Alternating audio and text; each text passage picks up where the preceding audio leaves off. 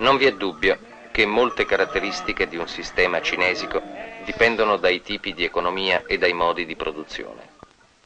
È possibile cioè stabilire dei nessi tra i vocaboli del corpo dei pastori barbaricini e il loro tipo di lavoro. Non si può escludere, ad esempio, che la rigidità del tronco possa dipendere, oltre che dal lavoro di mungitura, allattamento o tosatura, anche dal continuo stato di guardia, da uno stato di assustu, nella solitudine, che il pastore aveva verso la natura e la società. Il rilevamento di dati cinesici in situazioni di lavoro può in tal senso essere esauriente. È il ritrovamento di una matrice cinesica, della sostanza culturale dei vocaboli del corpo che abbiamo individuato in questo microsistema barbaricino.